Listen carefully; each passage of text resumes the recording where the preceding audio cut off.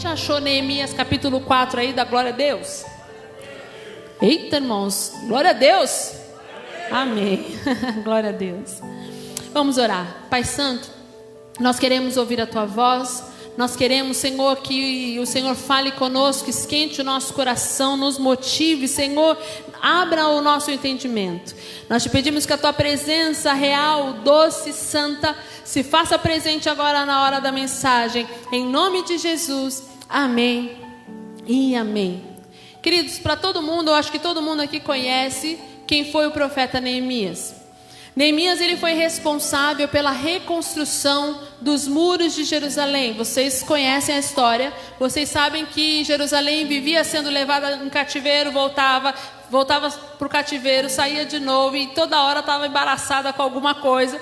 E nesse momento, eles ainda estavam debaixo de um outro reinado, mas tinham sido autorizados a voltar a Jerusalém. E Neemias fica sabendo de que o povo está voltando, mas o povo está vivendo em ruínas. Para nós que vivemos no Brasil, é até difícil imaginar essa cena. Mas quando você vê lá nos documentários o que está acontecendo na Síria, por exemplo, que mostra a cidade, então vocês imaginam mais ou menos o que era que acontecia naquele tempo. Eles iam lá, devastavam a cidade, destruíam tudo, queimavam tudo, deixavam em ruínas a cidade. Então, no caso de mesmo eles sendo autorizados a voltar para a cidade, eles não tinham casa mais, eles não tinham mais uma cidade montada para estar. E é nessa situação que o povo começa a voltar para Jerusalém, começa a voltar para a cidade de Israel. E então Neemias fica sabendo que o povo está nessa situação, que a cidade está em ruínas. As cidades antigamente todas tinham esse muro em volta, e ele começa a sentir angústia na sua alma, que a cidade e o povo dele está sofrendo desse jeito. E então, queridos, ele começa a se angustiar, entristecer e orar a Deus. E ele vai clamar a Deus e dizer: Senhor, olha o que está acontecendo com o teu povo. E o rei Artaxerxes, de ver ele chateado, pergunta para ele o que está acontecendo. Ele conta o que está acontecendo e ele recebe uma autorização para ir reconstruir os muros de Jerusalém. Até aqui todo mundo já conhecia essa história? Meio que por cima, assim, mas todo mundo já conhecia essa história. Muito bem. Neemias, ele é contemporâneo de outro profeta. Todo mundo já viu o livro de Esdras na Bíblia. Ele é contemporâneo eles estão trabalhando na mesma época praticamente. Eles estão vivendo, quer dizer, na mesma época praticamente. E Esdras fica responsável pela reconstrução do templo, enquanto Neemias está responsável pela reconstrução dos muros. Até aqui os irmãos estão me acompanhando? Amém. E isso é de extrema importância na história do povo de Israel.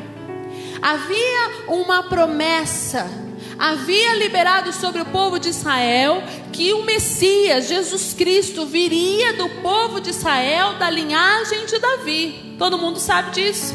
Então havia uma necessidade de reunir este povo, havia uma necessidade de Israel permanecer uma nação, não espalhados pelo mundo, mas sim de fato um corpo, um grupo de pessoas que aguardavam ansiosamente a promessa se cumprir, que era a promessa do Messias. Então tudo isso vai juntando, culminando com um propósito divino, amém? Então, quando Neemias ele é chamado para isso, acontecem algumas coisas, e nós vamos ler a partir do versículo 4. Neemias está dentro do propósito de Deus. Diga comigo, ele está dentro do propósito de Deus. Mas vamos ler o capítulo 4. Diz assim: E sucedeu que, ouvindo Sambalate que edificávamos o muro, ardeu em ira e se indignou muito e escarneceu dos judeus. E falou na presença de seus irmãos e do seu exército de Samaria e disse: Que fazem estes fracos judeus? Permite-lhes a isso? Sacrificarão? Acabá-lo-ão num só dia? Vivificarão dos montões de pó as pedras que foram queimadas. E estava com ele Tobias, o amonita, e disse: ainda que edifiquem, vindo uma raposa, derrubará facilmente o seu muro de pedra. Ouve, ó Deus, que somos tão desprezados, e caia o seu opróbrio sobre a sua cabeça, e faze com que seja um despojo numa terra de cativeiro. E não cubras a sua iniquidade, e não se risque diante de ti o seu pecado, pois que te irritaram defronte dos edificadores. Assim edificamos o muro, e todo o muro se cerrou até a metade, porque o coração do povo se inclinava a trabalhar. E sucedeu que, ouvindo Sambalate e Tobias, e os arábios, e os amonitas, e os asdonitas, que tanto ia crescendo a reparação dos muros de Jerusalém, que já as rupturas começavam a tapar, e iraram-se sobremodo, e ligaram-se entre si todos, para virem atacar Jerusalém, e para os desviarem do seu intento. Diga misericórdia. Porém, nós oramos ao nosso Deus e pusemos uma guarda contra eles, de dia e de noite, por causa deles. Então disse Judá: já desfaleceram as forças dos acarretadores, e o pó é muito, e nós não poderemos edificar o muro.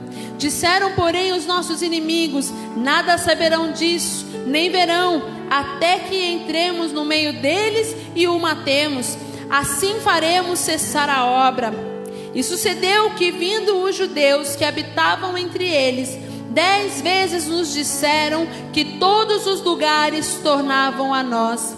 Pelo que pus guardas nos lugares baixos, por detrás do muro e nos altos. E pus o povo pela sua família, com as suas espadas, com as suas lanças e com os seus arcos.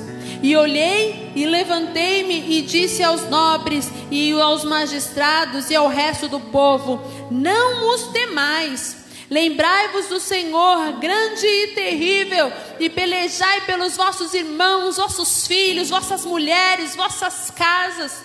E sucedeu que, ouvindo os nossos inimigos, que já sabíamos, e que Deus tinha dissipado o conselho deles, todos voltamos ao muro, cada um à sua obra.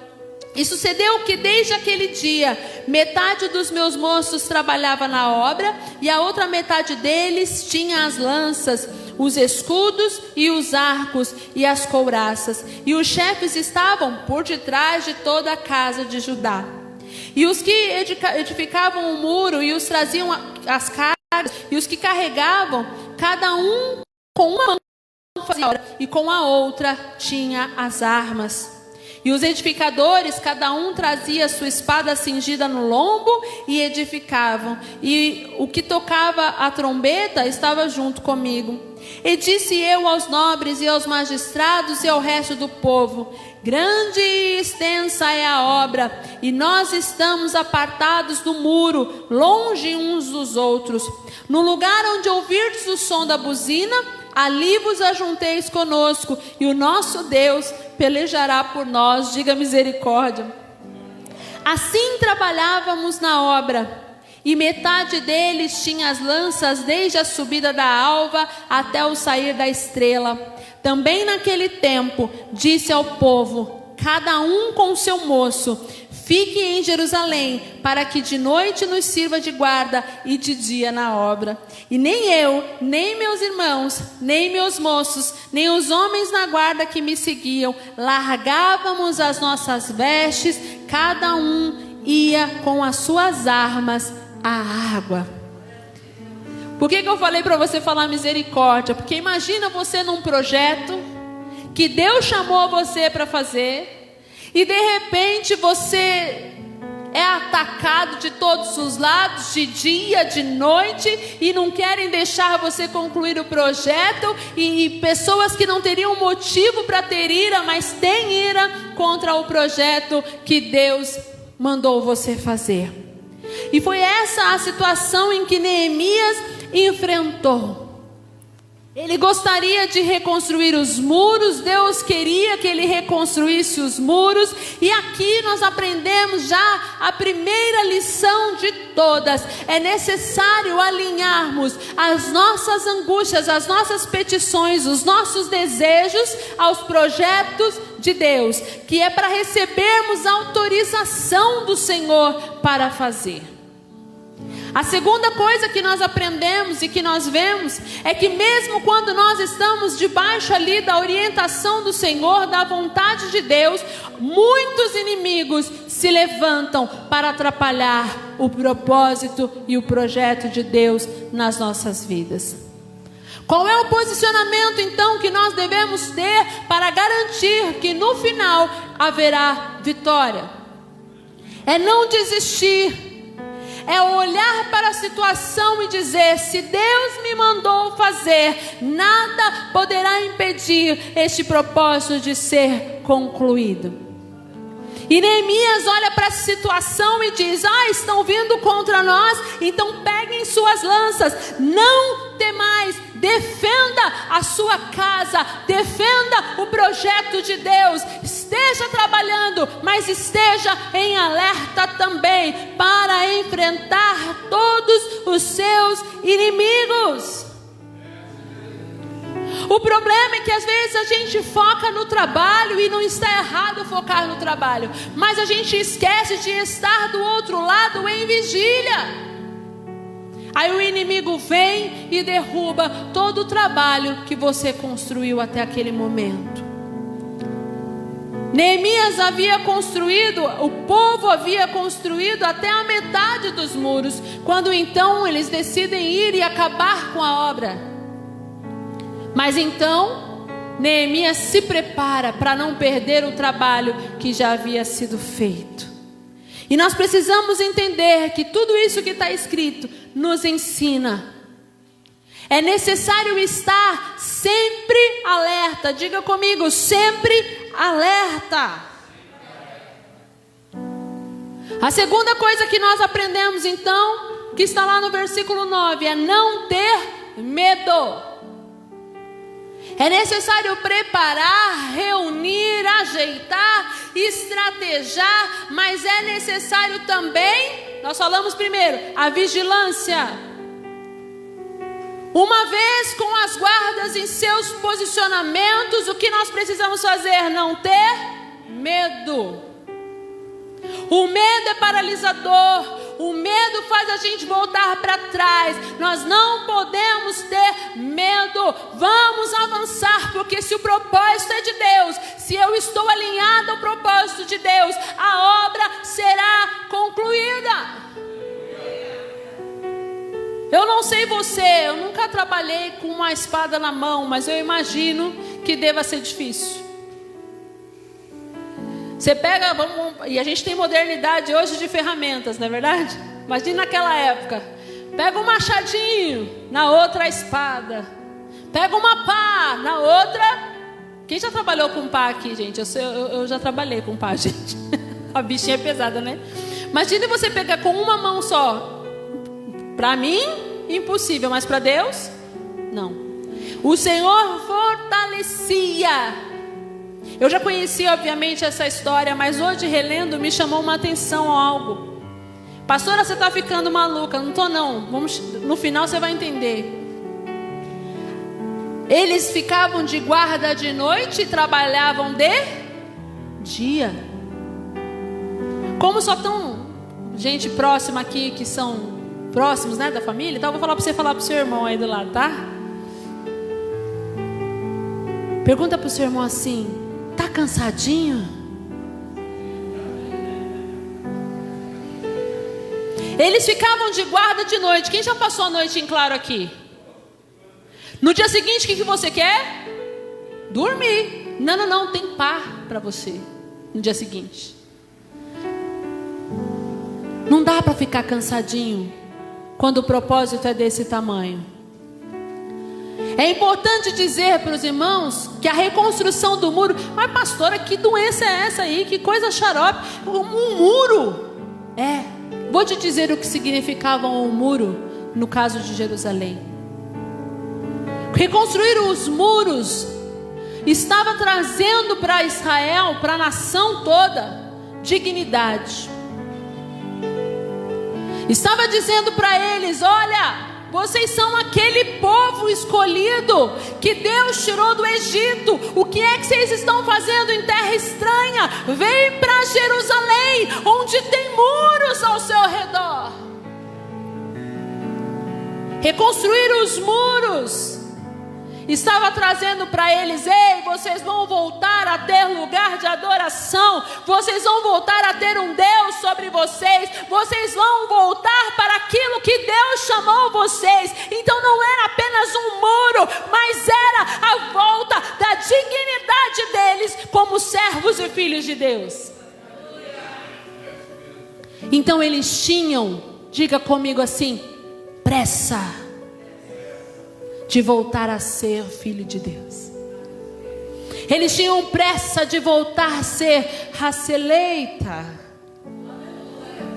Eles tinham pressa de voltar para os caminhos de Deus, propósitos de Deus. E é por isso que Esdras, eu acho que ficava ansioso: ô gente, termina logo esse muro, minha gente, que é para eu pegar esse povo todo que está animado e vamos lá reconstruir o templo.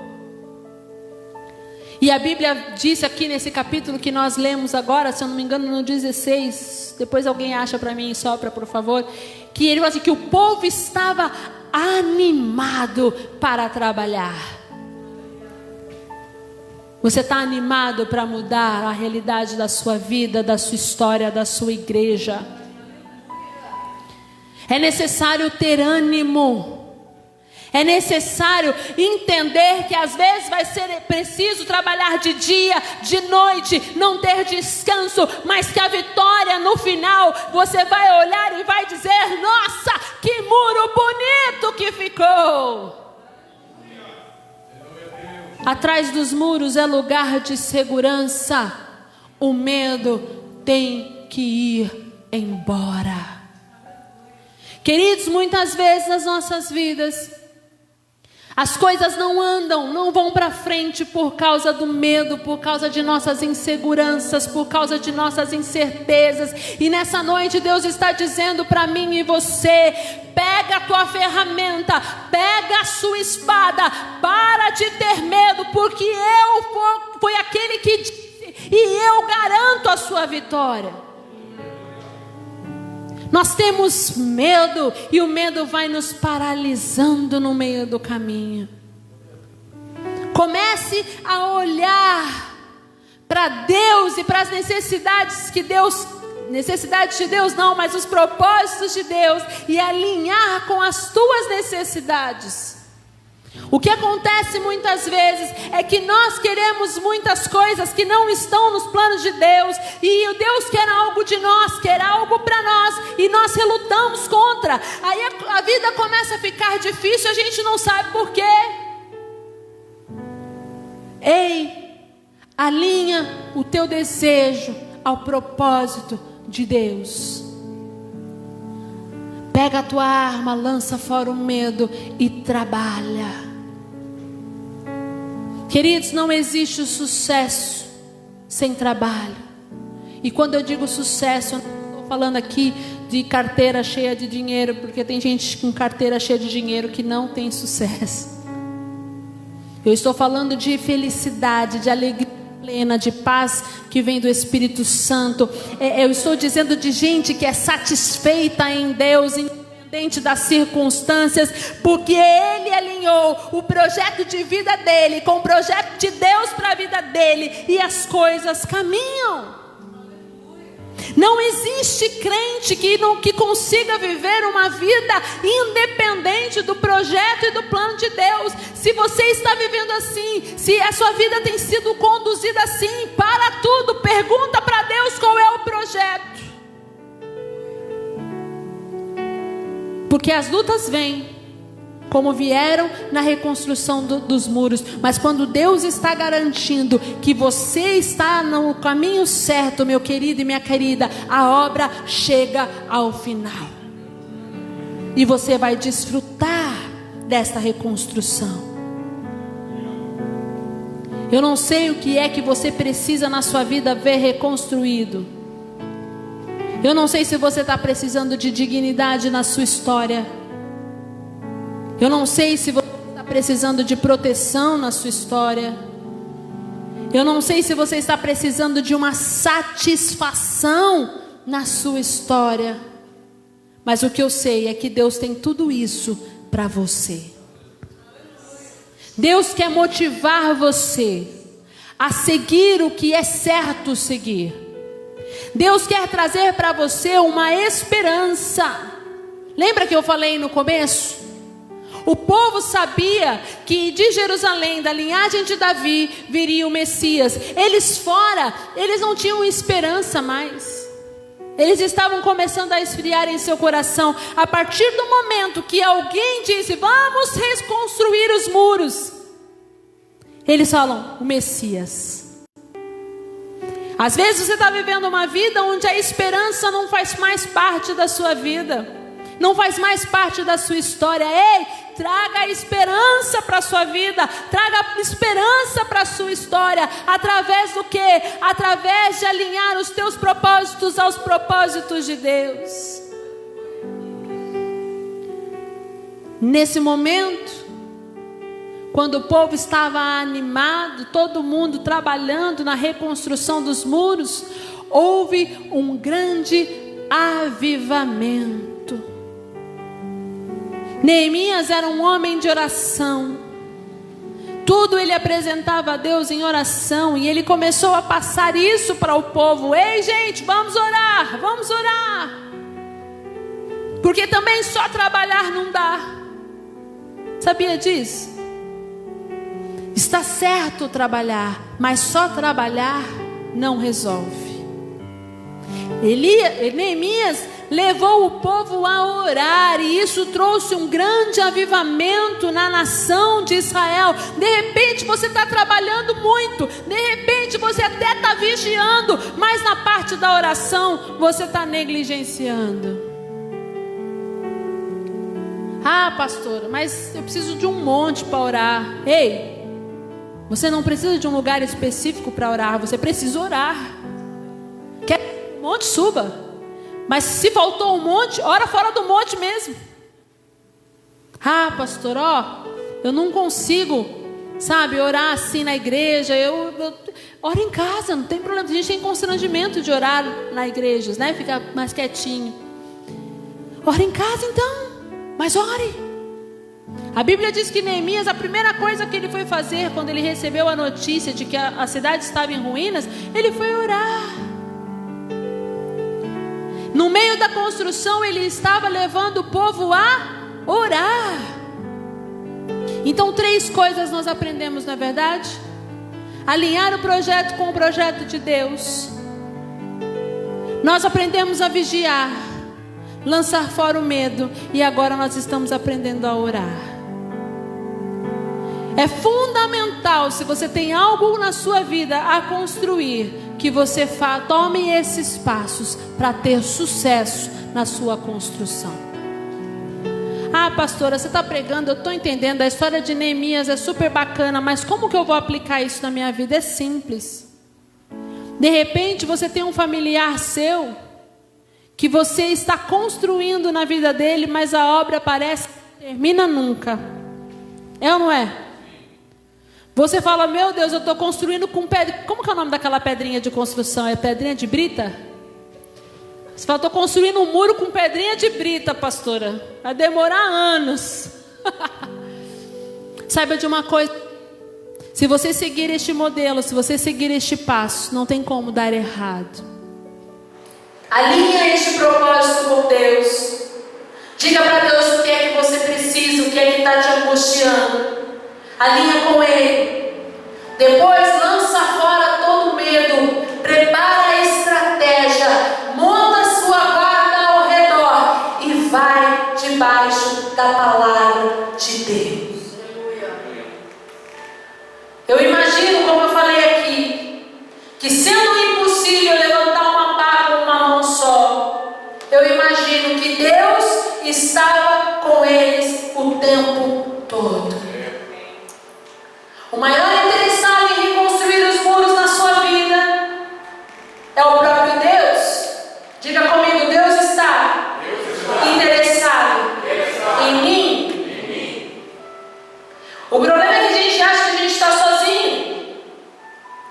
A gente acha que a Bíblia é boa, mas é para aquele tempo, é para aquele povo. Não, meu irmão e minha irmã, é para você. É para este tempo. Deus tem para você uma história boa. Deus quer que você reconstrua. Deus quer que você mude o seu caminho, você mude de trilha. Mas é necessário você entender que existem passos a serem seguidos. É necessário você entender que você talvez tenha que pegar a espada e cortar da sua vida aquilo que precisa ser cortado. Não dá para negociar com os inimigos da nossa vida, da nossa alma. E aqui não é o seu chefe, não é o seu marido. Eu estou falando de hostes espirituais, amém? Nós não podemos negociar com eles, brincar com eles, falar, não, só mais um pouquinho. Não, é necessário pegar a espada e cortar. Amém? É necessário trabalhar de dia e de noite. Amém? Às vezes você está trabalhando só um turno. E Deus está dizendo para você, trabalhe os dois. Tem hora que a gente prega, queridos, fala assim, mas por que você está pregando essa palavra? Eu não sei, queridos, o que é que está acontecendo aí, e Deus já falou comigo aqui, amém? Está trabalhando pouco? Então trabalha mais um turno. Faz mais, para o resultado sair logo. Em 52 dias, diga comigo, 52. Foi reconstruído. Em 52 dias foram reconstruídos os muros de Jerusalém. Um dia eu ainda vou lá, gente. Eu vou medir para vocês. A cidade, né? É grande uma cidade. Vamos pegar uma cidade pequena aqui. Guarulhos, vai. Vamos circular Guarulhos. Vamos fechar Guarulhos. Em 52 dias. Hoje, com as ferramentas que nós temos, com tudo que nós temos, vamos pegar uma cidadezinha menor, vai. Jundiaí. É uma cidade menor, amém? É grande também, né? Mas vamos lá. Alguém sabe uma cidade pequena aí, gente? Me ajuda. Qualquer cidade, né? Mariporã, Atibaia, qualquer cidade. Vamos lá, gente. Ó, todo mundo super animado. Em 52 dias vamos murar a cidade toda. Faz, irmãos? E hoje em dia nós temos caminhão, nós temos aquelas negócios que furam lá, britadeira lá, nós temos tudo, não é verdade? E mesmo assim, em 52 dias nós não faríamos.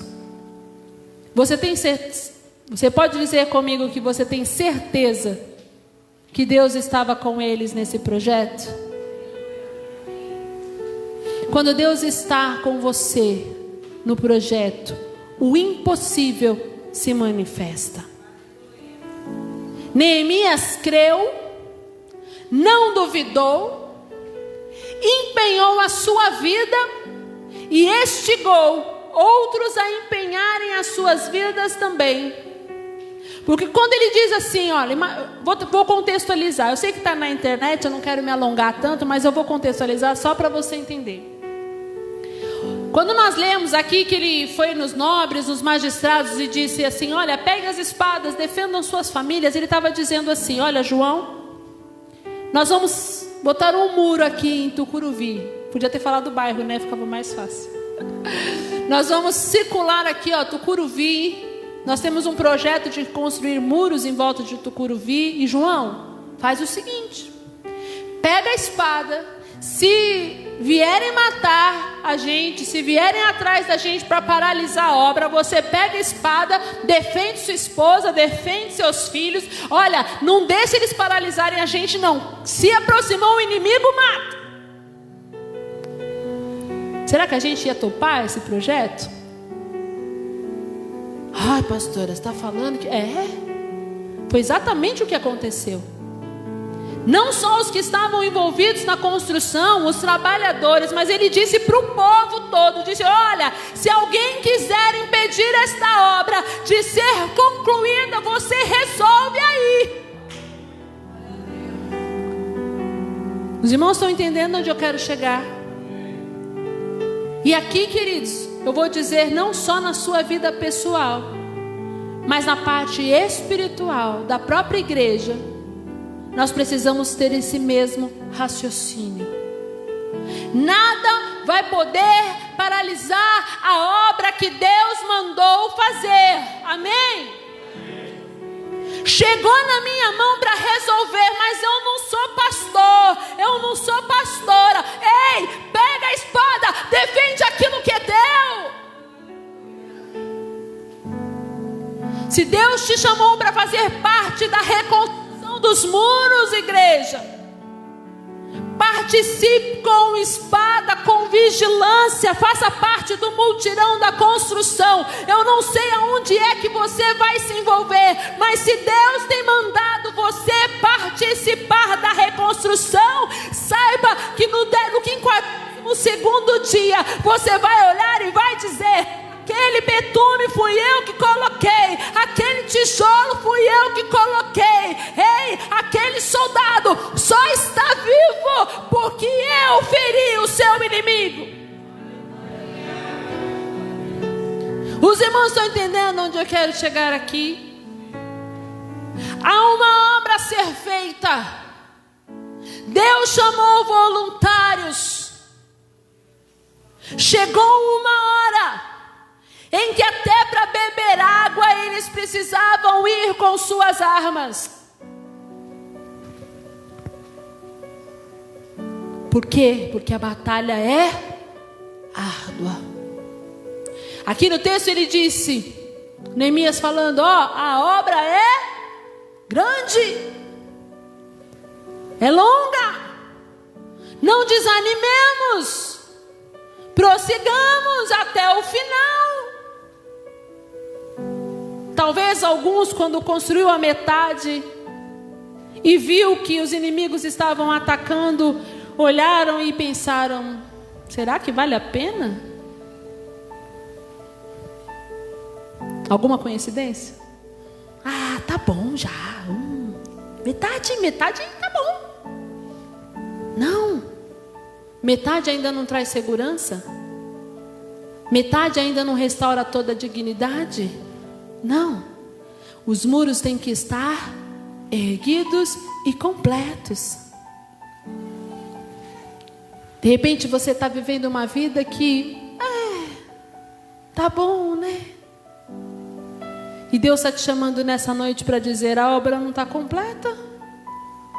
Largou a espada por quê? Largou a pá por quê? Não é só com pá que faz muro não, né? Mas só vem pá na minha cabeça. Colher de pedreiro, cimento, tudo isso. Deus está dizendo nessa noite, por que você largou as suas ferramentas? Por que você largou você precisava para concluir a obra? Eles podiam estar no dia 49. Foi concluído em 52. Mais um pouco. É necessário andar mais um pouquinho, vigiar mais um pouquinho, permanecer mais um pouquinho. O avivamento está chegando, a resposta está chegando, a bênção está chegando, o projeto está sendo concluído e você vai se alegrar. Só não desiste, só não pare. Em nenhum posto de vigia podia faltar alguém, porque poderia vir de todos os lados. Por trás das casas, na frente do muro, até na beira da água, mantinha-se a posição. Diga comigo, posição. Nessa noite o Senhor está falando conosco, amém? Eu quero convidar você a ficar de pé, para a sua cabeça, para nos colocarmos nessa noite em posição. Colocarmos nessa noite como Neemias.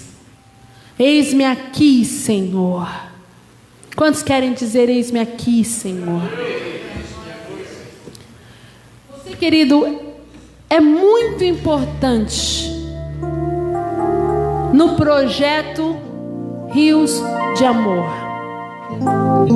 Nós olhamos para cada um e nós queremos ver cada um exercendo uma função aqui. Mas que isso aconteça, você precisa reconstruir alguns muros na sua vida. Você precisa reconstruir alguns muros na sua história. Você precisa restaurar a dignidade na sua vida, a dignidade na sua história. Você precisa lançar mão de armas espirituais na sua vida, na sua história. Amém. Deus tem chamado você, mas você precisa estar bem para fluir na casa de Deus, na igreja de Deus. Então agora nós vamos orar. E você vai dizer ao Senhor: eis-me aqui. E vai dizer: Senhor, abre, Senhor, na minha vida todas as caixinhas que estão fechadas há muito tempo, mas que precisam ser abertas para serem limpas e para que haja restauração. A cidade estava em ruína, Deus queria reconstruir. Então é necessário abrir espaço em meio ao pó,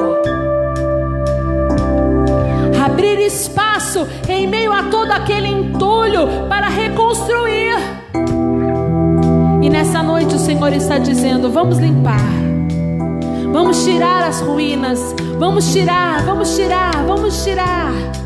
para que seja estabelecido o novo de Deus na sua vida, na sua casa, para que você possa produzir para Deus frutos eternos. Você pode fazer essa oração nessa noite.